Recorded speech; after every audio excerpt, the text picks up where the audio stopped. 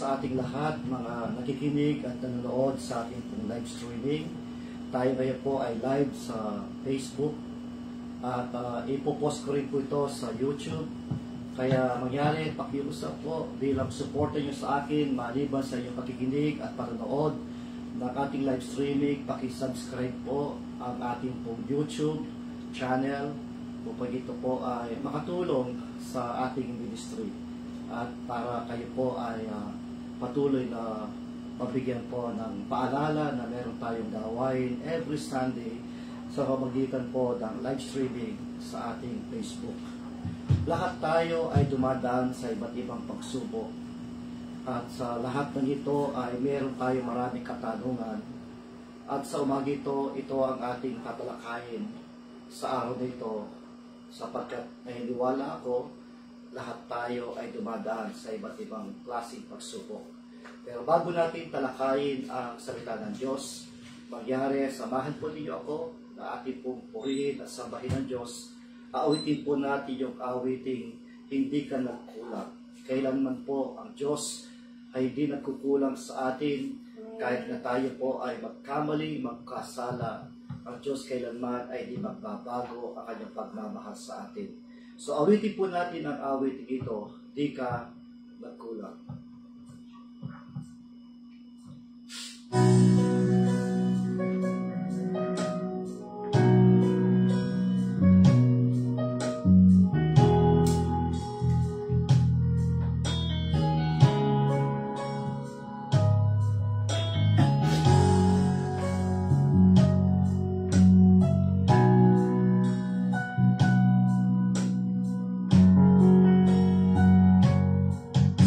Ikaw lang ang pag-asa ko, tanging ikaw ang buhay ko, Jesus.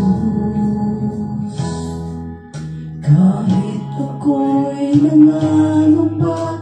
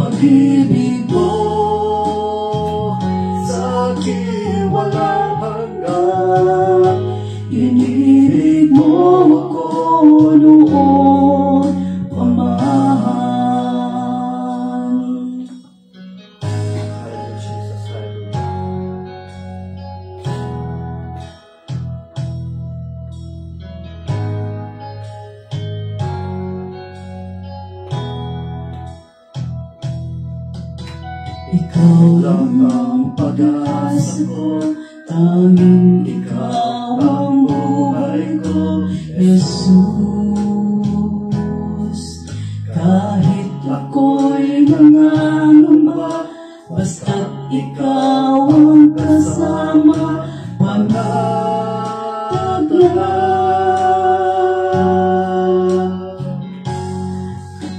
Ikaw lang ang sasambahin, paligid man ay madilim, Jesus. Kahit may suliranin man, lagi kang aawitan, ikaw lamang. Kahit kailan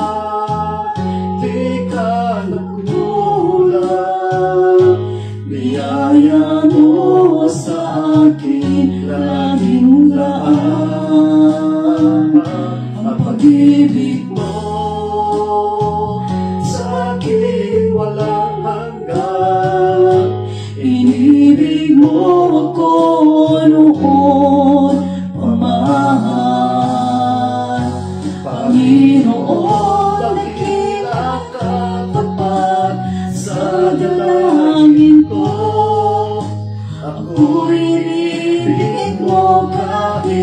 ako ay ganito.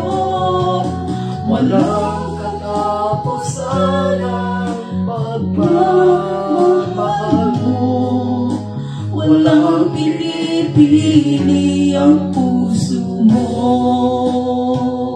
Kahit kailan di ka nagkulang, biyaya mo sa akin laging laan.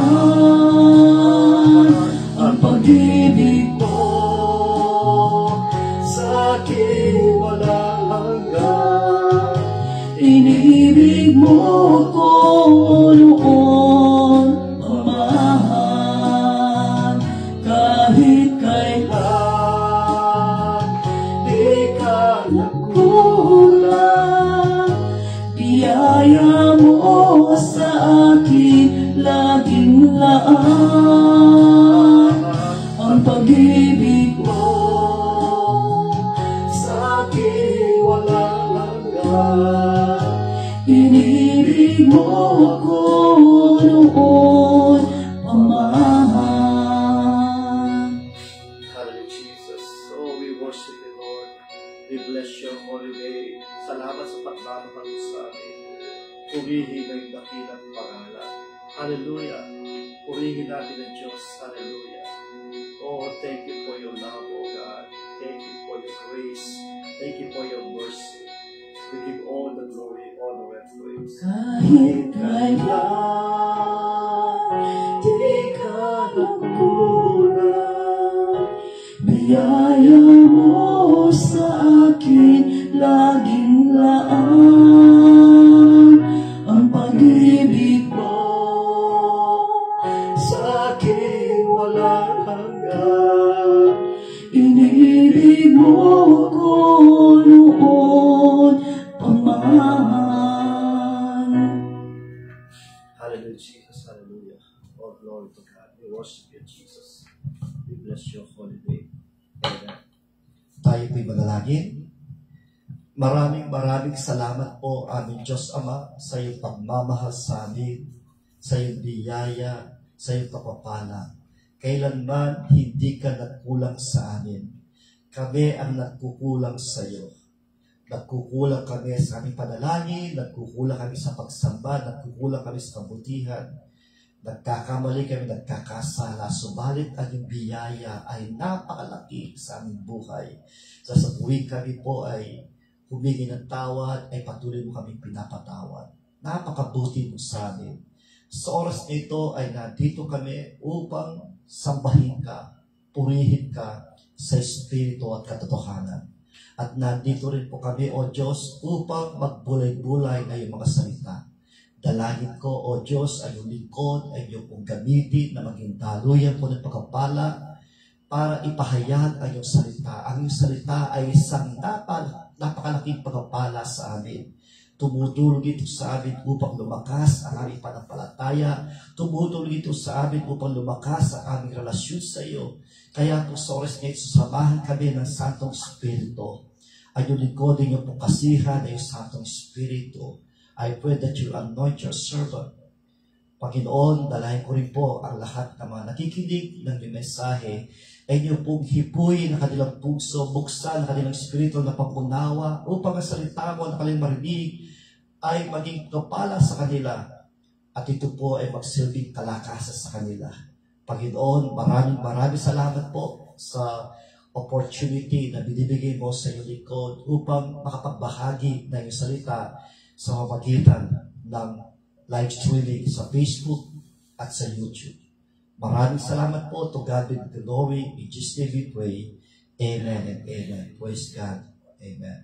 Praise God. Muli po, magandang umaga sa inyo lahat. Ang inyong pong lingkod ay patuloy po na nawagan na suportahan ang ating pong gawain ng live streaming sa Facebook at sa YouTube.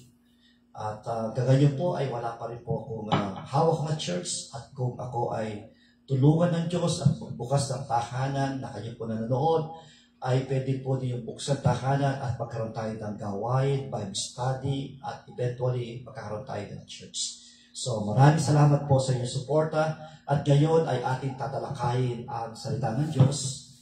Ang pamagat po ng ating mensahe sa umagang ito ay the 4 questions about testing. Amen. Ang ating teksto ay ating matatagpuan sa James chapter 1 verse 2 to 3. Ulitin ko po, ang ating teksto ay ating matatagpuan sa James chapter 1 verse 2 to 3. Babasahin ko po sa Amplified Version. Ang Amplified Version ay meron po siya konting karagdagan na explanation. At sabi dito sa ating teksto, consider it nothing but joy, my brothers and sisters, whenever you fall into various trials.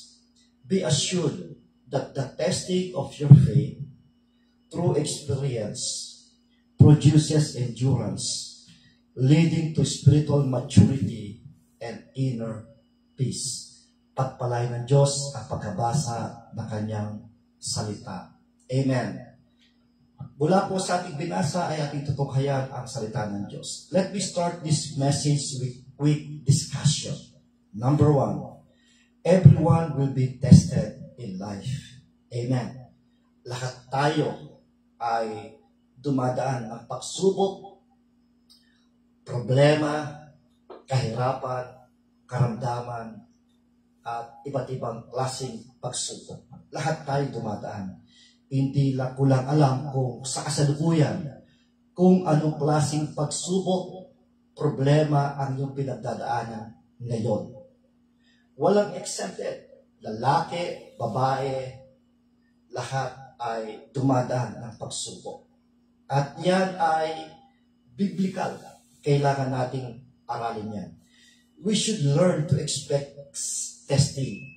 Kailangan aralin natin yung iba't ibang pagsubok na darating sa atin. Kumbaga, ito po ay atin ang asahan. Ang problema, pagsubok ay darating sa buhay po natin. Ito po ay talagang dadating. Whether you like it or not, lahat ay dadaan sa pagsubok. We should learn to thrive during seasons of testing. Kailangan po natin alamin, aralin, habang tayo dumadaan sa panahon ng pagsubok, ano ba ang meron ito? There is a lesson and plan for testing. We must be students and learn. Bawat pagsubok ay meron pong purpose ang Diyos. Bawat pagsubok ay meron pong lesson na ating mapupulot. Lahat yan ay inaalaw ng Diyos sa atin upang tayo ay matuto. So let us put in our mind that every trials, every testing, God has a plan. God has a purpose. And we need to learn every trials, every testing in our lives. Let us be a student and learn about this. Maaring marami po tayo mga katanungan tungkol sa pagsubok. Marami tayong iniisip. Marami iniisip natin, bakit dumadaan ako ng pagsubok nito? Bakit nangyari sa akin to? Bakit ako nagkasakit? Bakit siniraan ako? Bakit nawalan ako ng ministry? Bakit sinira ako ng aking kaibigan? Bakit yung inaasahan ko na tutulong sa akin ay siniraan pa ako, binabagsak ako? Marami tayong katanungan sa buhay. Pero sa oras dito ay 4 na katanungan lamang ang ating tatalakayin tungkol sa pagsubok sa ating buhay. So number 1, how were biblical people tested? Paano bang sinusubok ang mga Bible character sa Bible? Number 2, how does the enemy test us today? Paano tayo sinusubok na kaaway? Most likely, yung mga nangyayari sa buhay natin ay may kinalaman din ang kaaway. May kinalaman ang demonyo. Para tayo ay ibagsak, upang tayo mapalayo sa Diyos, upang tayo ay mawalan ng panampalataya sa Diyos. Pero alamin natin, why does God allow this? enemy to test us. Bakit inaalaw dito ni Lord na tayo subukin ng ating kaaway? Mismo ang ating kaaway. So mamaya yung makasagot ang makikita natin. Number 3, why are we tested today? Why do we go through seasons of testing? Bakit tayo sinusubok gayon? Bakit dumadaan tayo sa iba't ibang panahon ng pagsubok sa buhay natin? At ang pang-apat na tanong, how to pass the test? Of course, ito po yung pinakalayunin natin sa ating mensahe. Sa kabila ng mga pagsubok na dumating sa atin, ang nasa isip dapat natin ay paano natin malalampasan ang pagsubok, paano tayo magkaroon ng tagumpay laban sa pagsubok, paano tayo magwawagi, magkaroon ng victory sa ating mga pagsubok sa buhay natin. So ngayon, isa-isahin natin itong mga katanungan nito at bibigyan natin ng kasagutan. Number 1, how were people tested in biblical times? At sabi ng ating teksto, be assured that the testing of your faith through experience produces endurance, leading to spiritual maturity and inner peace. Amen. There are Bible characters who are able and not able to pass the test. Sa Biblia, marami tayong makita ng mga Bible character na lahat sila ay dumaan ng pagsubok. Some of them, they failed the test. And some of them, they passed the test. So the question is, how about you? Are you striving to pass the test? Or just leave it? Wala kang pakialam. Bumagsak ka man, bahala na bukas. None of us is exempt from testing of our faith. Isa man sa atin ay hindi pwede natin sabihin, pasa ko dyan, hindi ako kasama dyan. Whether you like it or not, Kristiyano ka, hindi ka Kristiyano, pastor ka, leader ka ng church, ano mang katayo mo sa buhay, mahirap, mayaman, bata, matanda, whether you like it or not, dadang ka sa pagsubok na yan. Is there any test in your life that you pass or fail? Sa ibang karanasan ngayon, meron na bang pagsubok na dumating sa buhay mo, nalampasan mo, napagtagumpayan mo? O meron bang pagsubok na dumating sa buhay mo, ikaw ay bumagsak. Ikaw ngayon ay nagsasuffer doon sa pagsubok na hindi mo napasa.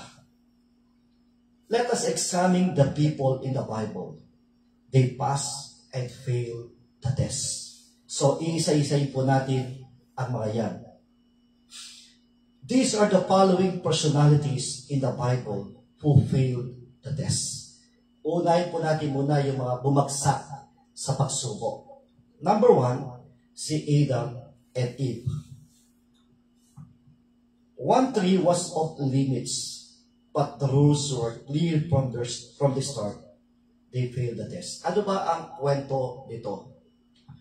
Nilikha ng Diyos si Adan at si Eva. At meron siyang sinabi sa kanila. At sabi ng Diyos, pwede niyo kainin lahat ng punong kahoy, ng bunga ng punong kahoy sa paligid dito sa paraiso. Maliban lamang sa isa na nagbibigay ng kalaman sa mabuti at masama. Kapag kinain nito, kayo ay mamatay. So isang utos na binigay ng Diyos sa kanila. At ang nangyari, si Eva ay naglalakad at nakarating doon sa puno na pinagbabawal ng Diyos na kainin. At siya ay tinukso ng ahas, represent the devil. Pero ang nangyari, siya ay natukso. Kinain niya yung bunga, at pagkatapos kumuha pa ng isa, binigay ka Adan, kinain din Adan. What will happen? they failed the test. Nagkasala sila sa kasalanan ng disobedience. At nawala yung kabanalan, nawala yung righteousness, nakita nila ay nagkaroon ng malicious sa kanilang sarili, at nakita sarili sila ay hubad. At nang dumating ang Panginoon Diyos sa paraiso, sila nagtago at ayaw magpakita sa Diyos. So, ano mang nangyari? They failed the test. Pangalawa, makita natin sa Bible si Ananias and Sapphira. Mag-asawa ito.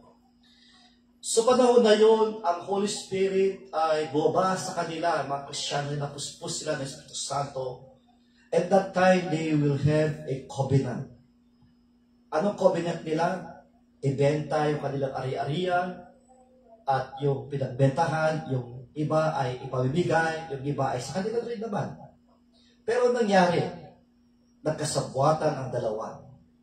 Nakita ngayon ng Panginoon, ni Pedro, si Ananias, sila nagbenta. Ito lang po, konti lang. Ano ba't kayo ay nagsugaling sa Diyos, sa Espiritu Santo? At pagdakay, bumagsak si Ananias at namatay. At ganoon din kay Sapphira. So, nangyari, they failed the test because of the giving and attitudes. So, yan. Pangatlong makita natin si Samson. Kilala natin si Samson sa Judges chapter 16, verse 14 to 22, a very strong man. Yet, a weak woman had set a trap. He failed the test. Samson played with the fire. Siya ay naglaro sa temptation. Nilaro niya ang tukso sa kanyang buhay. Sinabi ni Delilah, kung talagang mahal mo ko, sabihin mo sa akin ang iyong kahinaan kung paano ka matatalo. Maraming sinabi si Samson, kagaya ng talisa ng kadena, talisa ng yantok. Pero lahat yun ay hindi siya natalo until sabihin niya kay Delilah, kapag pinutol ang kanyang buhok, siya'y maghihila. So, ano nangyari? Pinutol ni Delilah ang kanyang buhok at siya'y naghina. So, Samson failed the test. Ang tanong ngayon, katulad ka ba ng mga ito? Katulad ka ba ni Adam at Eve? Katulad ka ba ni Ananias at ni Sapphira? Katulad ka ba ni Samson? They failed the test. Susunod, titignan natin, these are the following personalities in the Bible who passed the test. Ito naman yung mga pumasa sa mga pagsubok sa buhay at nagkaroon sila ng tagumpay. So number 1, si Daniel. Daniel, faithful and prayer habits. Sa Daniel chapter 6, verse 1 to 28. Si Daniel ay naging habit na niya na madalangin 3 beses sa isang araw. Subalit sa panahon na yon, nagkaroon ng inggit yung kanyang mga kapwa gobernador at gumawa silang trap upang siya ay papatay.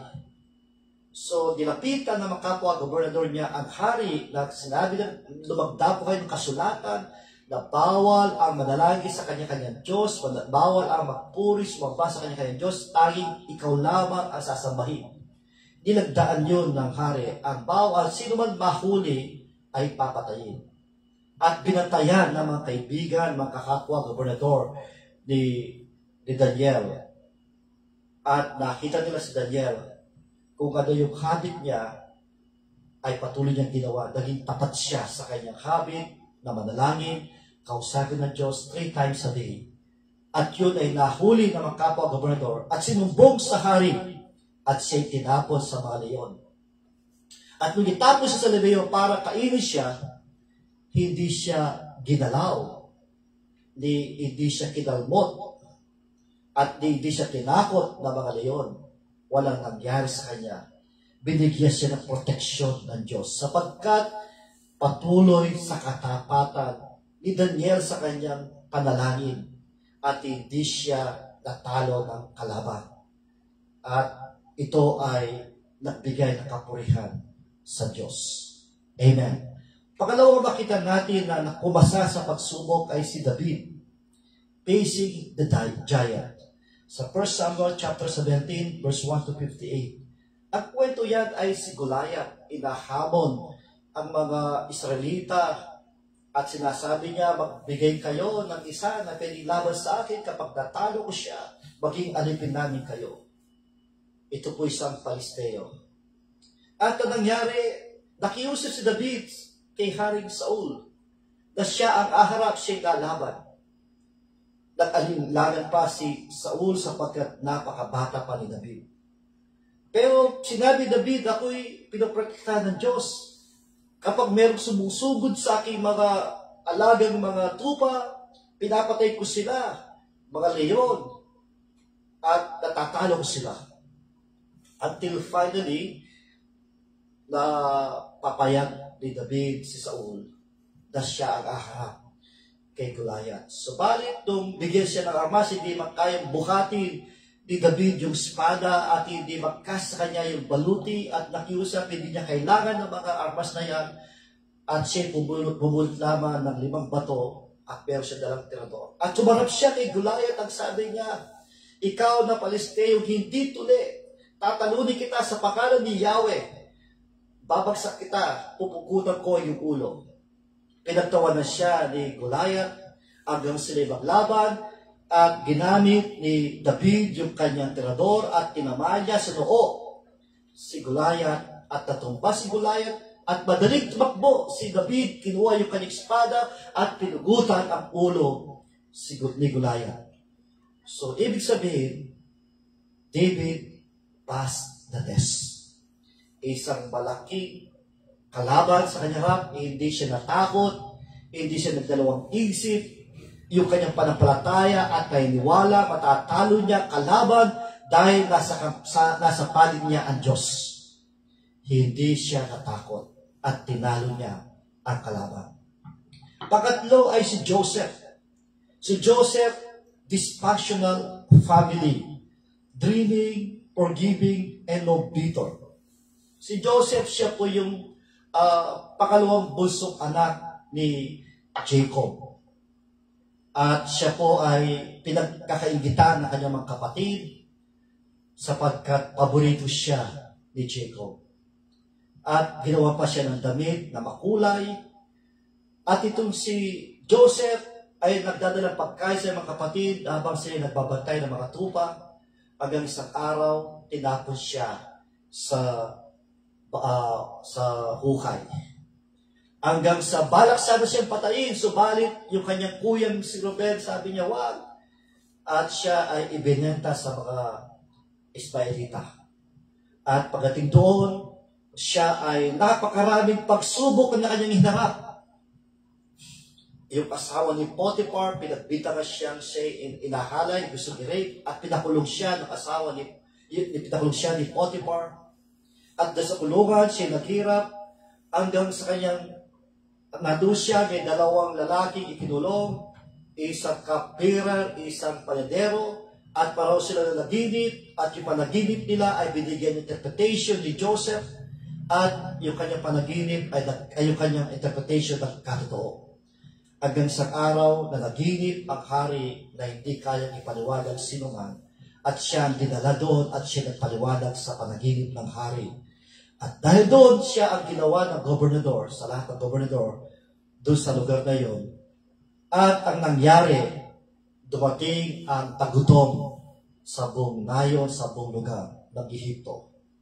At siya ang nilagay ng hari upang pamalahanan ang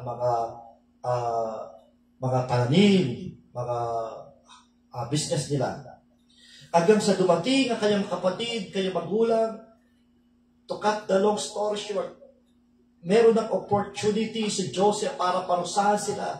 Meron siyang opportunity para patayin sila. And yet, ang ginawa niya, pinatawad sila. At yung kanyang panaginip ay nangyari. Walang bitterness sa kanya. Pinatawad niya yung kanyang mga kapatid. So, in short, Joseph passed the test. At ang Pang-apat ay si Shadrach, Meshach, Abednego. They passed the test. Ano nangyari sa kanila? Gumawa din ng kautusan ng hari kapag tumugtog ang anumang trompeta sa lugar na yon, kailangan lumuhod sila sa revoltong kanyang pinagawa at kung sino man hindi luluhod doon ay itatapon sa pugon. At sa oras na yun, biglang tumugtog ang trompeta at lahat ay lumuhod sa malaking revoltong pinagawa ng hari. Pero subalit itong tatlong magkakaibigan, si Shadrach, Meshach, Abednego, hindi sila lumuhod. Anong ginawa sa kanila? Itinapon sila sa pugon na pinainit na 7 beses at yung mga nagtatapos sa kanila, sila'y nasunog. Subalit kung nasa loob sila, nakita ng hari, di ba 3 lang ang tinapon natin doon, bakit naging 4 sila? Naglalakad sila doon, hindi man sila nasunog, hindi man nakamoy usok kanilang damit. At sabi po ng magkakaibigan nito, nainiwala kami, bago sila nilagay sa pugon, nainiwala kami, iligtas kami ng Diyos mula sa apoy ng kamatayan. Ganun pa man, kahit hindi kami iligtas ng aming Diyos sa apoy ng kamatayan na yan, hindi pa rin kami luluhod sa revoltong yan. Ang lakas na panampalataya ng 3 magkakaibigan.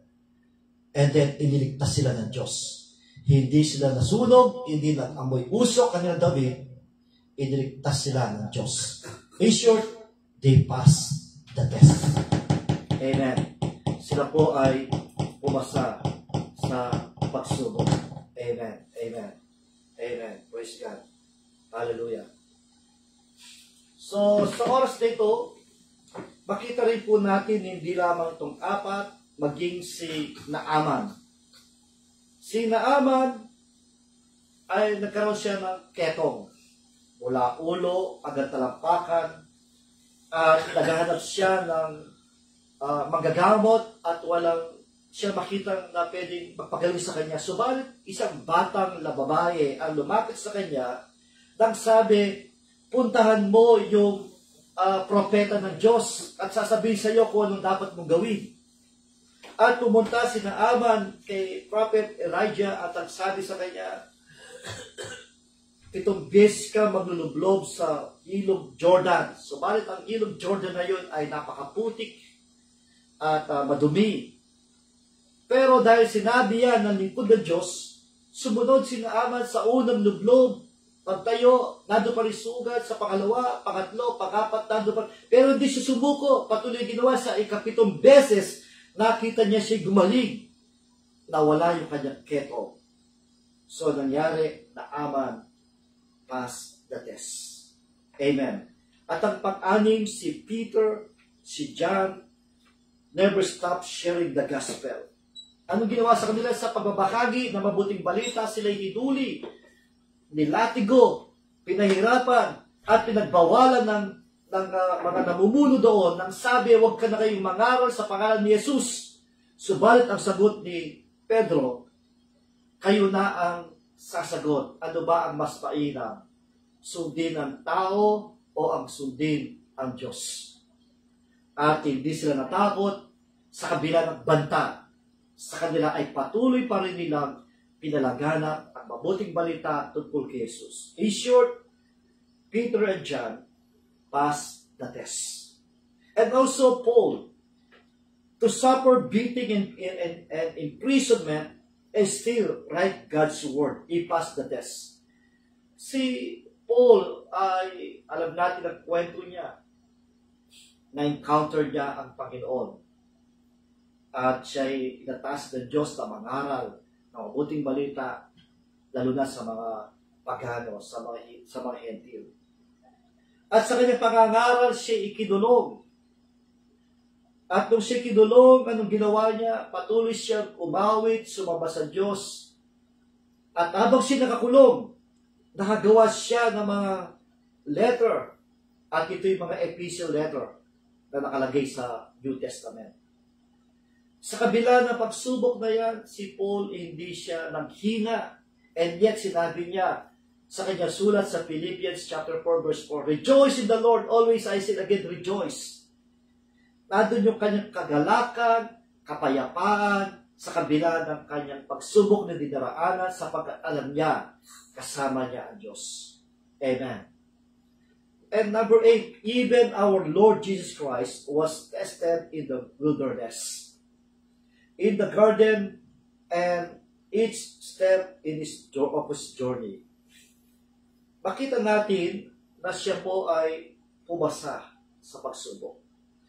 Nung siya nag-fasting ng 40 days and 40 nights, nandun ang Satan, tinutukso siya, gamit ni Satan yung salita ng Diyos pero mali ang context, mali yung motibo, para i-trap si Jesus. Subalit, to cut the long story short, Jesus passed the test, hindi siya natukso ni Satan. At si Satan ang kanyang pinalaya sa pangalan ng Panginoon Jesus at lumayas si Satan. And even, alam ni Jesus kung anong gagawin sa kanya. At siya nandun sa Garden of Gethsemane para manalangin at para hilingin sa Diyos na kung pwede lapasin ang pagsubok na yun, subalit ang kalooban mo ama siya mangyari, sapagkat alam niya kung mangyari sa kanya, siya parusahan, ipapako sa krus, mamatay. Ito'y kanyang misyon upang ipakita ang pagmamahal niya sa tao, upang ipakita na siya'y tagapagligtas. Hindi siya sumuko. Namatay siya. Subalit nabuhay sa ikatlong araw at kailanman wala nang kapagyari sa kanya kamatayan. So lahat po ito ay dumaan ng pagsubok. Pero napasa nila ang pagsubok.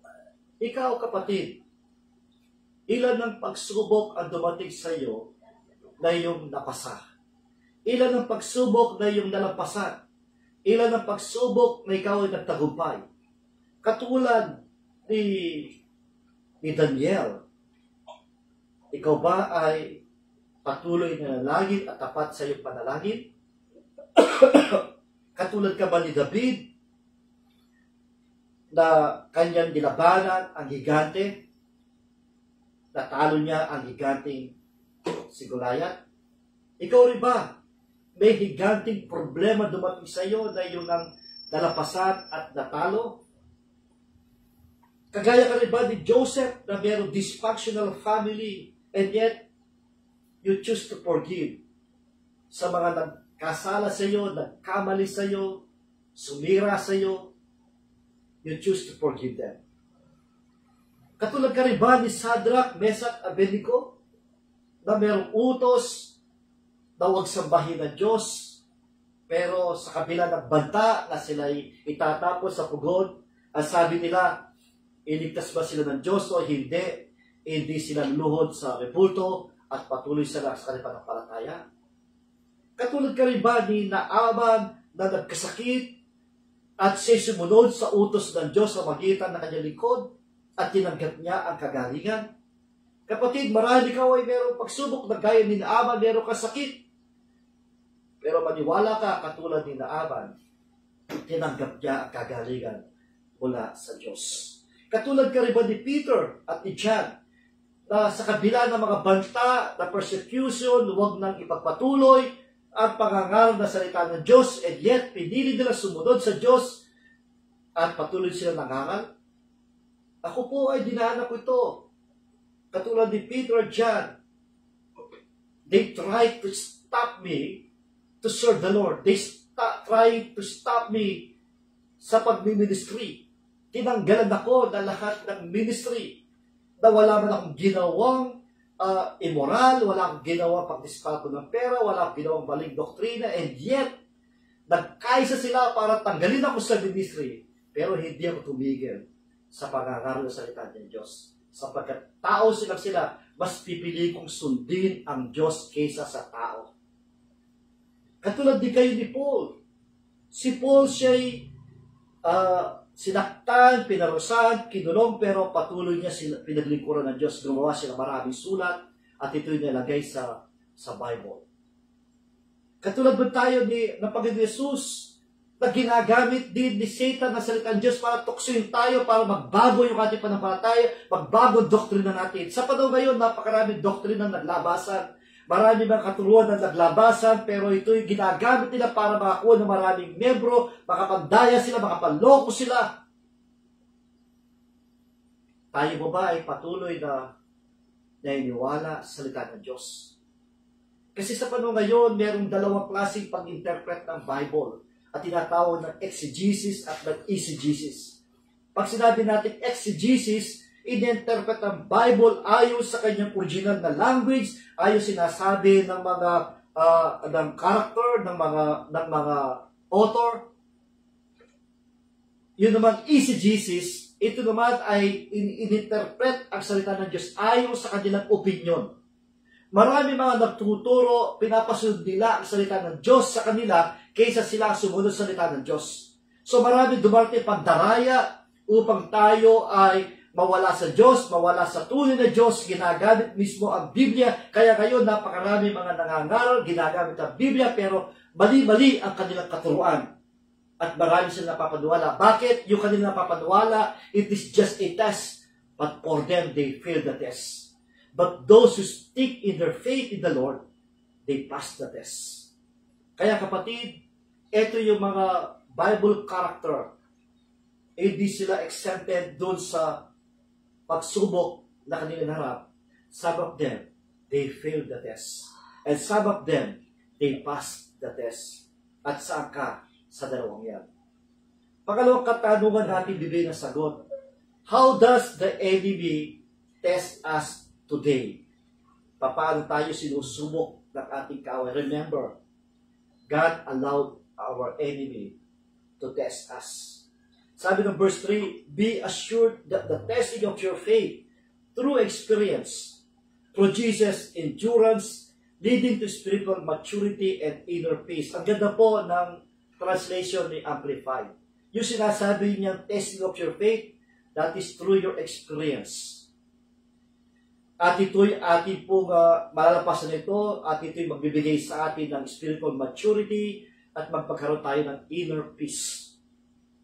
Blowing smoke and not identifying who are the real enemy is. Sa panahon natin ngayon, yung salitang blowing smoke, ito po ay idiomatic expression na nagiging malabo. Sino ba yung ating mga tunay na kaibigan? Sino ba yung ating mga totoong kalaban?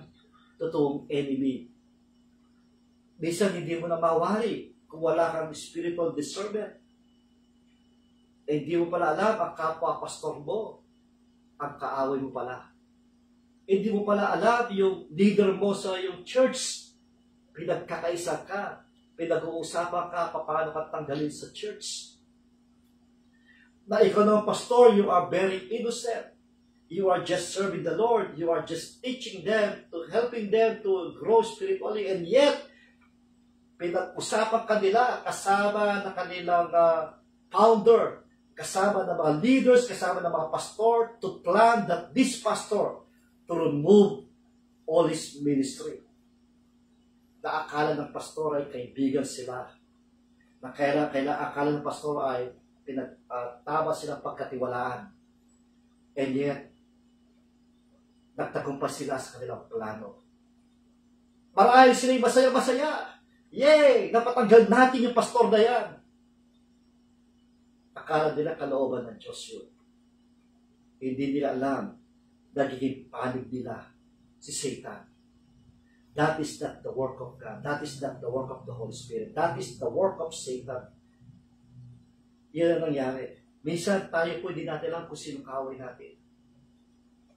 Pinapadala ni Satan yung mga tao na yan sa paligid natin. Akala natin sila yung mga tunay na kaibigan. Akala natin mga tunay na magagawa ng Diyos. Pero meron silang self-interest. After ma-establish ang gawain, gusto sa kanila lang. Yung tagumpay sa kanila. Pero yung taong naghirap, binubura yung kanyang sakripisyo sa ministry na yan. Ang Diyos ang bahala sa kanila. Hard times in finances. Sinusubok tayo ng kaaway sa pinasya. Ito, madalas, marami bumabagsak. Marami bumabagsak dito.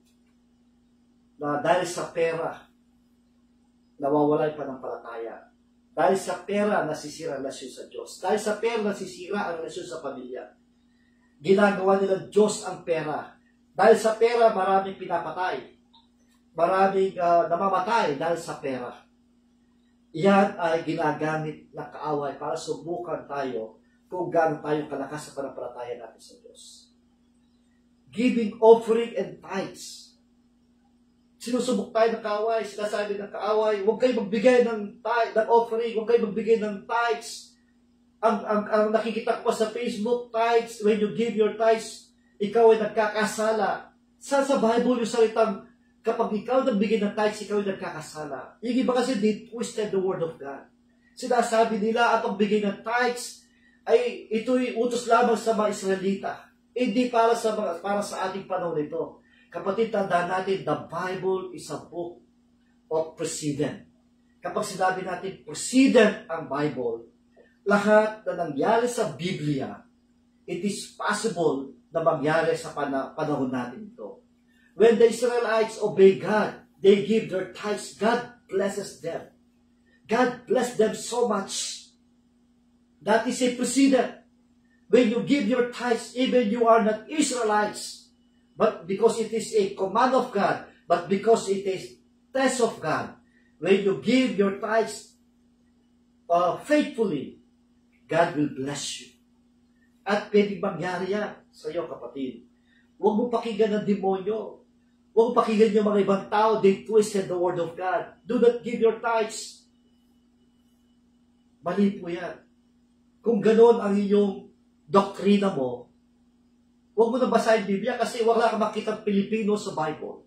That is a dogmatic theology. Don't obey that. Lack of action and being a doer of the Word of God. Ito po yung tinusubok tayo ng kalaban. Masyado tayo maraming alam sa Bible. We know the Bible a lot. We know the more story in the Bible. Pero wala pong application. Maraming ganon. Maraming mga leaders, nagpapanggap sila. Tumatayo sa harapan, they lead worship. Like Satan, like Lucifer, they lead worship. Pero mga sinungaling sila. May mga masamang plano sa pastor nila. Tumatayo sila as assistant pastor, pero may plano sila para tanggalin yung pastor nila. Ilang beses na narinig ang salita ng Diyos, pero walang application sa kanila. Naging rebelde sila.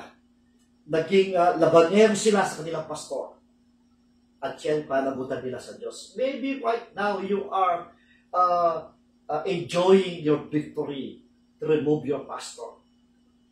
But in the last day, God will punish you. I tell you that because it is a biblical. Amen. And then, for prosperity and being blessed is for forgetting God. Yung iba naman, naging matagumpay sa business, nagkaroon ng maraming pera, nagkaroon ng successful sa ministry, nagkaroon po ng successful sa kanilang pagtanggal sa pastor nila, nagdidiwang sila and yet they forget God. How can you thank the Lord? How can you praise the Lord kung napatanggal mo ang pastor mo sa church? Can you thank the Lord para matanggal mo ang pastor mo? Can you praise the Lord na tanggalin mo ang pastor mo? Is it the will of God? How can you thank the Lord? That is a challenge for you if you are listening. Anything materialism that would lead away from God and the church. Yung iba, nilapitan pastor nila, Pastor, pray for me. I need this work. Magkaroon akong trabaho. Pray for me. Ako marami na akong experience na gano'n. They approach me, Pastor, please pray for me. I need this job. And then I pray for them. God, grant my prayer for them. But eventually, at the end, nung magkaroon sa trabaho, ayaw na mag-attend sa church at sinasabi, walang day off pag Sunday. Wala ng time magalangin hanggang sa tuluyan mawala ang kanilang panampalataya. Iba naman po sinusubok ng kaaway through our health problems. Yung poor diets, tiredness, lack of proper rest. Yung alam natin si Satan na bibigyan ng sakit. Imbes lumapit sa Diyos, lumalapit sa mga albularyo. Yes, ginagamit ng Diyos yung medicine, ginagamit ng Diyos yung mga doktor, but you need to trust God. Siya talaga tunay na papagaling sa atin. lack of submission. Eto ngayon, sinusubok din tayo ng kaaway. Kung paano ka mag-submit sa Diyos, at paano mag-submit sa pastor mo, paano mag-submit ng mga leaders sa kanilang pastor. Marami bumabagsak dito kasi tingin nila mas marunong sila sa pastor nila. Ayaw nila ng correction. Ayaw nila tinutuwid sila. Ayaw na nire-rebuke sila ng pastor nila. Bagamat mahal sila ng pastor nila, kaya sila nire-rebuke, kaya sila kinokorek kasi gusto mapabuti ng pastor nila ang buhay nila, and yet ayaw nila magpasakop sa pastor. They plan to remove that pastor. Ang iba, lack of knowledge in the head and heart of the Bible. Kulang sa kalaman. Bakit kulang sa kalaman sa Bible? Because they don't read the Word of God. They don't meditate the Word of God. They don't apply the Word of God. Yun ang problema. Yung iba, sinusubok ng diablo, yung family, yung kanilang family, yung church nila, sinusubok ng diablo, yung deception, lying, and falsehood. Maraming ganun ginagawa ng kalaban para subukin tayo. No evaluation system in place justifies self and not correcting the problems. May problema na, kapatid, ang problema ay hindi sinusolve sa pamagitan na kalimutan na lang natin yan. Kailangan tanggalin yung ugat. Yung main root of the problem, kailangan natin tanggalin yan. Yung iba, playing to their weaknesses. Alam nila mahina ito, pero they still doing that, yung mga bagay na yan. Yung iba, wrong to use time. Ginagamit nila oras na sa walang kwenta. Lack of obedience, ayaw na sumunod sa pastor, ayaw sumunod ng mga bata sa magulang. Half-hearted obedience, hindi kompleto yung pagsunod. Not using talent, time, and energy wisely. Lahat ng meron tayo. Pera, talent, time, energy. Lahat siya galing sa Diyos, and we need to use all of that for the glory of God. And yet, we use it for a selfishness. Lack of witness and evangelism. Wala na nag-evangelize. They, nag-enjoy sila sa mga activities nila sa church. They don't have to plan to grow the church. They don't have no system in the church for them to disciple. Wala. They just only having a joint fellowship, doing activities, no purpose, no plan of evangelism, no plan of soul winning, no plan of discipleship.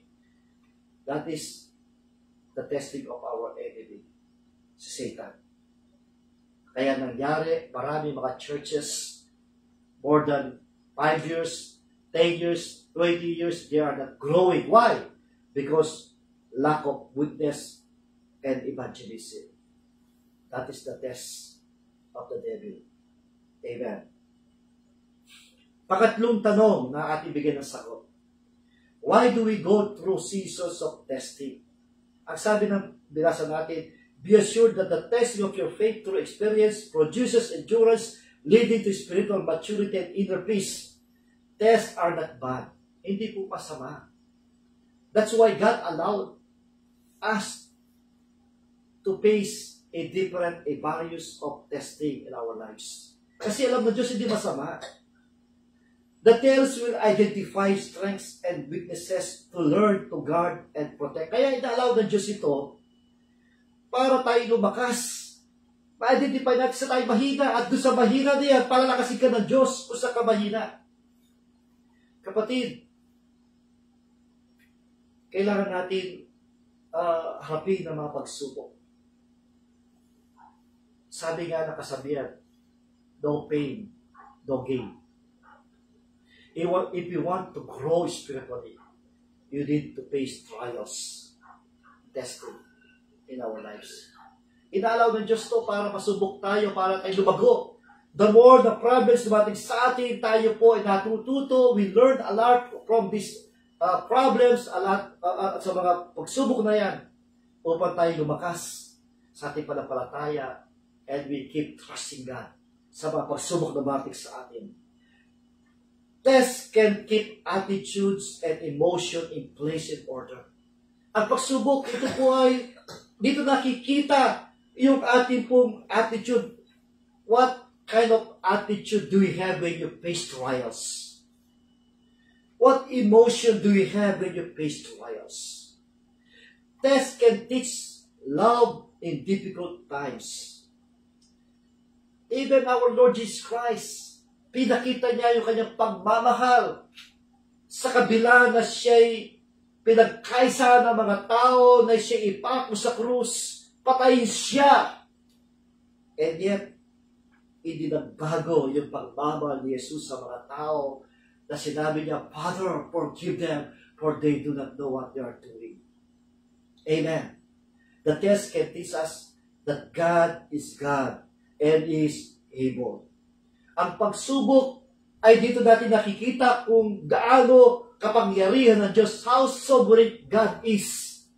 Kung paano niya tayo tutulungan, malagpasan ang mga pagsubok, just acknowledge the presence of the Lord in your life every day. Then you will pass the test. Trust during test can teach confidence in God, His plan, and in us. Kapag may pagsubok, dumating sa iyo, problema sa iyo, sasabihin mo lang, may plano ang Diyos. May purpose ang Diyos. You just keep trusting God. Test can prove that God is within us. Kasi si Jesus ganun din dumaan siya ng pagsubok Tayo rin. Ibig sabihin, kasama natin Diyos kapag tayo dumaan sa pagsubok, kasama natin lagi ang Diyos. Sabi ng pangako ng Panginoon, I will not leave you nor forsake you. Hindi kita iwan, kita pabayaan. Just acknowledge the presence of God. Just keep trusting God when you're facing any various kinds of trials. After passing the test, you advance to the next level. Huwag mong isipin na after you pass the test, wala nang pagsubok. Meron pa, kapatid. You're just only stepping to the next level. The more na lumalaki ang pagsubok sa iyo, the more na lumalaki ang panampalataya mo. The more lumalaki ang pagsubok sa iyo, the more na lumalago ka sa panampalataya. The more dumadami ang pagsubok sa iyo, the more na ikaw napapalapit sa Diyos. The more dumadami ang pagsubok sa iyo, the more nakita mo kapangyarihan ng Diyos, ang mga pangako ng Diyos ay totoo.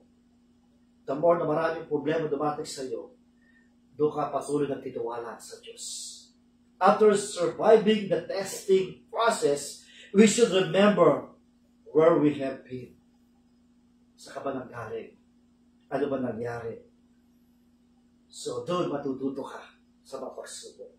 The test can open our eyes, mabubuksan yung mata natin. Kasi, most of the time, hindi natin alam na meron tayong nagagawang mali, meron tayong nagagawang hindi tama. After that, the pagsubok, and when you are enduring testing in your life, then God will open your eyes and then you will see how powerful God is. Test can keep us focused.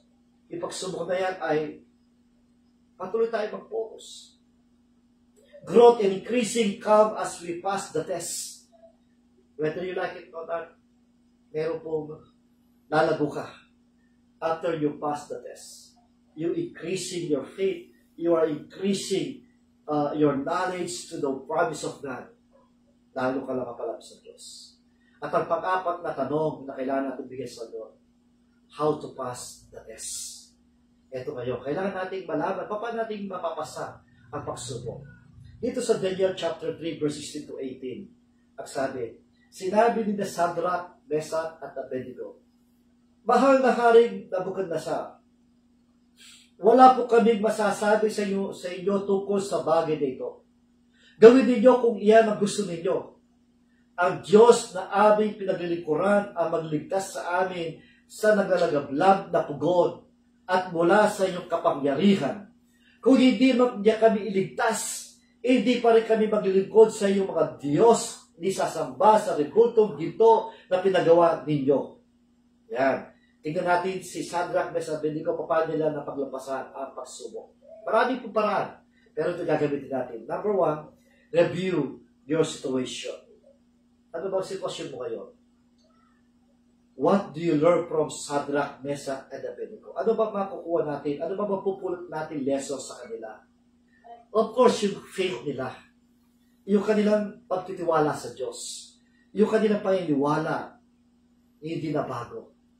Sa kabila ng pagsubok, sa kabila ng parating na kamatayan, hindi na bago yung kanilang paniniwala sa Diyos. Keep trusting God in times of testing. Patuloy tayo magtiwala sa Diyos kapag tayo dumadaan ng pagsubok. God's purpose in times of testing. Alamin natin, ano ba ang layunin ng Diyos? Bakit inalaw niya ang problema ito? Bakit inalaw niya ang pagsubok nito? Know what is right and live what is right. Alamin natin ano ba tama at pamuhay natin yung tama. And do not compromise your belief. Huwag natin compromise yung belief natin. Tulad ni Shadrach, Meshach, at Abednego.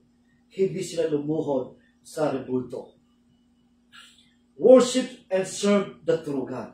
Sambahin natin at paglingkuran natin ng Diyos.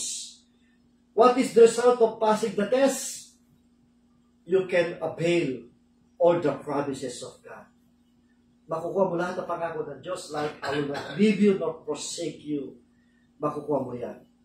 You will be saved from being judged. You will experience the power of God. You will experience the miracle power of God. And then your faith will be incommentable. Kapatid, ito po yung paraan pa natin mapapasa ang pagsubok natin sa buhay. Kaya, dalahin ko ang mensahe ito ay nakatulong sa ating lahat. Na lahat tayo dumadaan ng pagsubok, dumadaan ng problema. Yung makatanungan dito ay binigyan ng kasagutan ng Diyos. 4 questions about testing. How were people tested in biblical times? How does the enemy test us today? Why do we go through seasons of testing? How to pass the test. Dalayan ko na ito pong mensahe ito ay nakatulong po sa inyo upang tayo po ay maging matatag sa ating panampalataya sa Diyos at patuloy tayong maglingkod sa ating Diyos na buhay. Amen. So sa ito, nais ko pong idalangin ang ating mga kapatiran. Samahan niyo ako sa panalangin. Gamitin po natin ating panampalataya. Yung aking kuya, si Kuya Jack, kahapon ay binisita po namin siya sa kanyang tahanan sa Concepcion. At kung makita niya kami, iyak siya ng iyak sapagkat hirap na siya sa kanyang karamdaman. Nagkaroon po siya ng bukol sa kanyang ilong, papunta na po sa kanyang utak, yung bukol, at kailangan ng operahan, sabi po ng doktor, kailangan tanggalin nyo, kailangan ma-diagnose yung pong bukol na yan, at biopsy yung bukol na yan, kung ito'y tumor o ito ay cancer.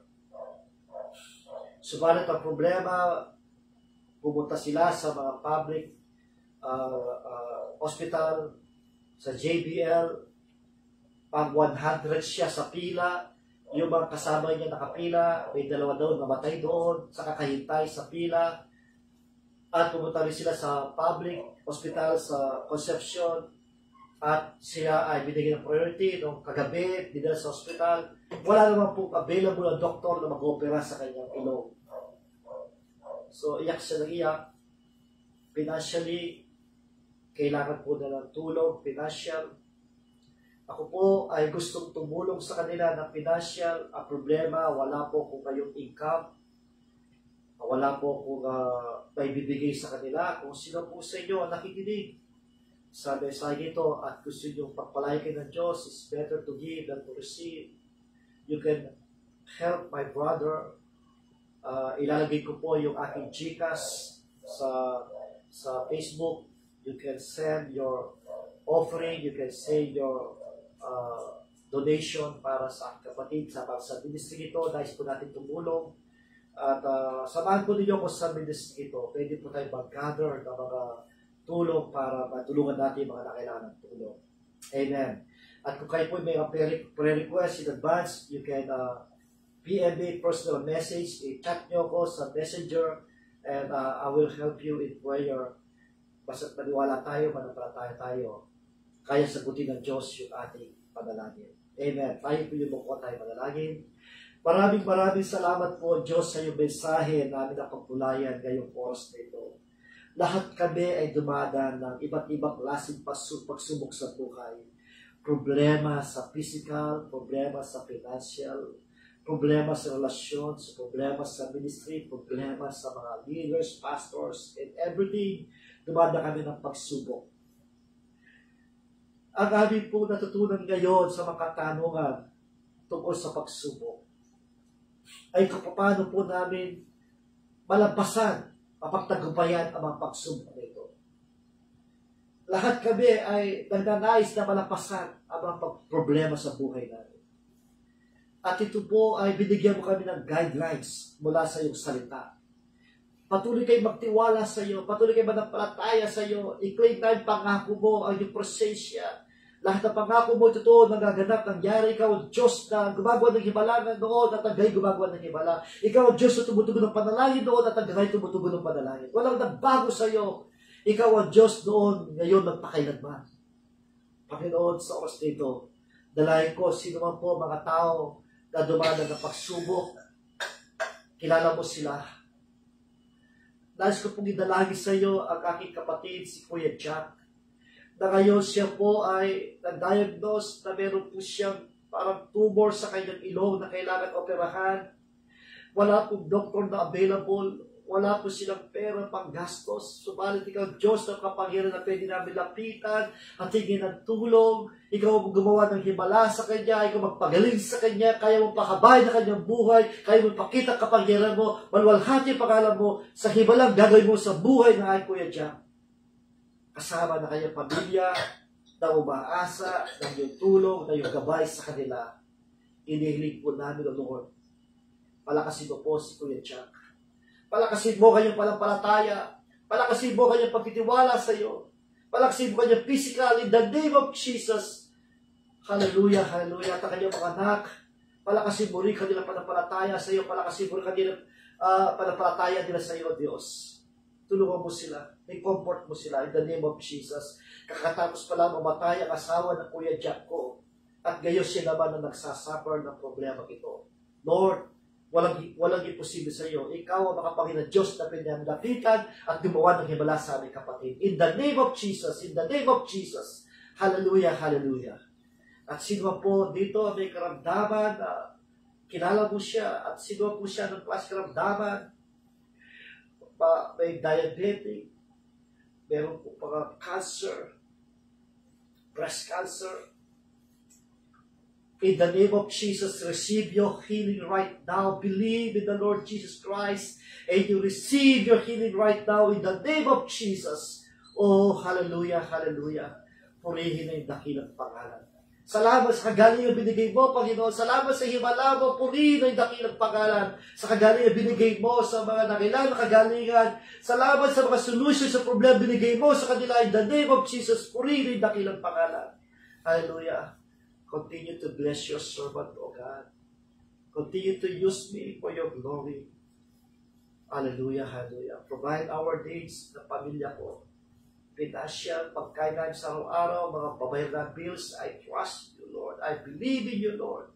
Walang imposible sa iyo. Nakita na paano gumawa ng himala sa pamilya ko. Continue to bless my family.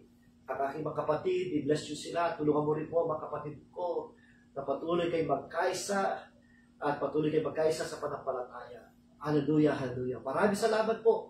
Salamat po, Panginoon, sa mga nakikinig. Bless them, O God. Bless your word.